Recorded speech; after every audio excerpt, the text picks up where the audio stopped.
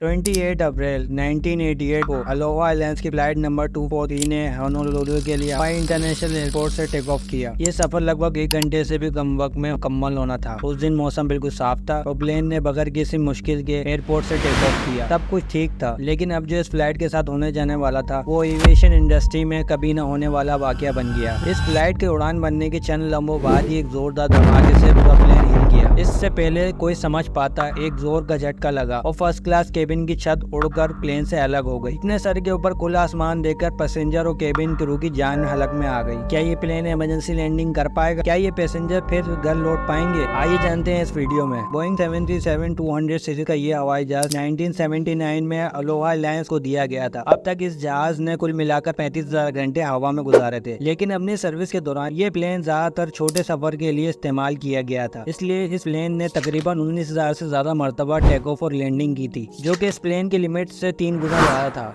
आज से वाले दिन ये जहाज 3 बार होनोलुलु से हिलू का सफर कर चुका था। एयरपोर्ट पर सब मामूल के मुताबिक चल रहा था और ग्राउंड सेफ्टी स्टाफ ने हवाई जहाज के बाहर का इंस्पेक्शन मुकम्मल किया था। अपनी रिपोर्ट में सेफ्टी स्टाफ ने किसी भी किस्म की टेक्निकल या बॉडी पार्ट की खराबी का कोई जिक्र नहीं किया था। कुछ वक्त पहले ही इस प्लेन ने बोइंग सर्विस बुलेटिन रिपोर्ट को पास किया था, जिसमें प्लेन में किसी किस्म की कोई भी खराबी का जिक्र मौजूद नहीं था। फ्लाइट की क़यादत 44 साल के कैप्टन रॉबर्ट शॉफनर कर रहे थे, जिनके पास 8,500 घंटों का फ्लाइंग एक्सपीरियंस था और को पायलट के तौर पर फ्लाइट में 36 साल के फर्स्ट ऑफिसर मैडलाइन टॉमकिंस मौजूद थे, जिनके पास बोइंग 737 को उड़ाने का 33,000 घंटों का तजुर्बा था। फ्लाइट क्रू के साथ इस फ्लाइट में फ्लाइट अटेंडेंट क्लेवरी लैंसिंग भी सफर कर रही। दोस्तों, ये नाम याद रखिएगा, आगे इनके साथ बहुत बुरा होता है इस फ्लाइट में। धीरे धीरे सभी पैसेंजर प्लेन में सवार हो रहे थे। इस दौरान बोर्डिंग ब्रिज से गुजरते वक्त एक पैसेंजर की नजर प्लेन के बाहर फ्यूज लेग में एक दरार पर पड़ती है। ये देखकर वो कुछ परेशान होती हैं, लेकिन ये सोचकर शायद एयरपोर्ट स्टाफ को इसकी पहले से ही मालूमात होगी। वो किसी फ्लाइट क्रू या एयरपोर्ट स्टाफ के किसी मेंबर से जिक्र नहीं करती। सभी पैसेंजर के सवार होने के बाद दोपहर के लगभग 1 बजे फ्लाइट ने अपना रोल ऑफ प्रोसेस शुरू किया। टैक्सी वे से होते हुए लगभग 1:25 पर फ्लाइट 243 ने हिलू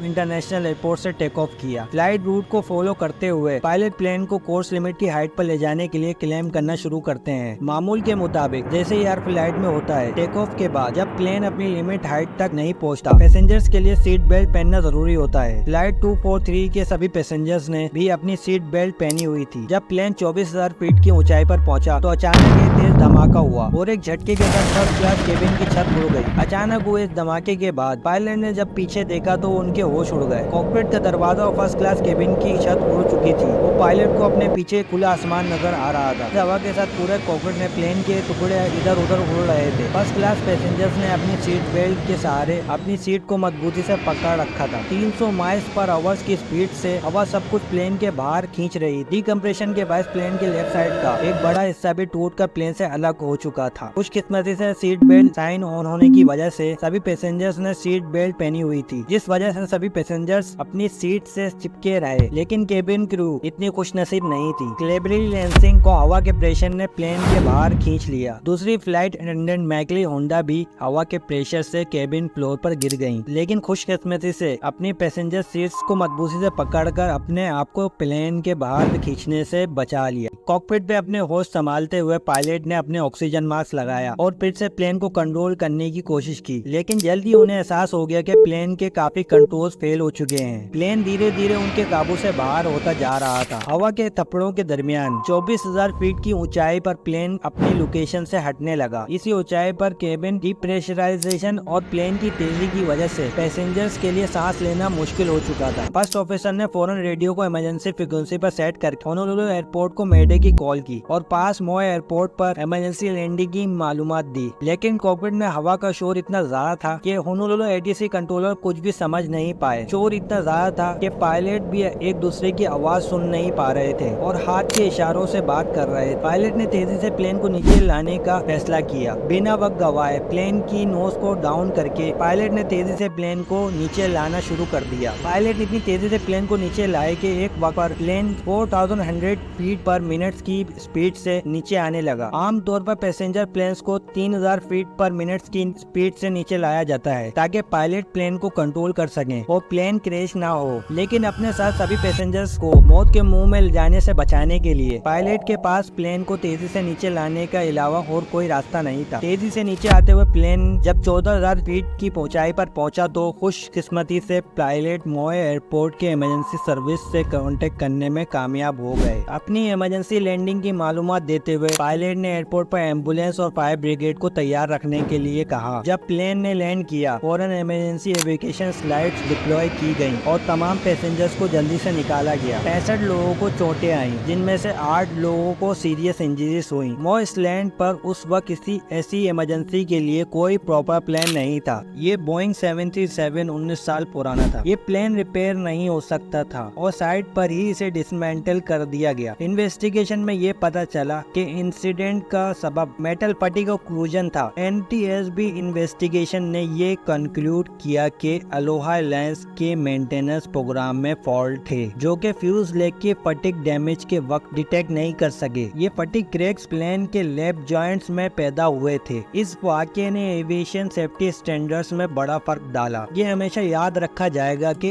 एक ओल्ड क्राफ्ट का सही तरह से इंस्पेक्शन ना करना कितना खतरनाक साबित हो सकता है। ख़वातीन और हज़रात, अगर आपको ये वीडियो पसंद आई हो तो हमारे चैनल को सब्सक्राइब करना ना भूलिए। हम उम्मीद करते हैं कि आपको ये कहानी पसंद आई होगी। आप अपनी राय कमेंट सेक्शन में ज़रूर शेयर करें। शुक्रिया।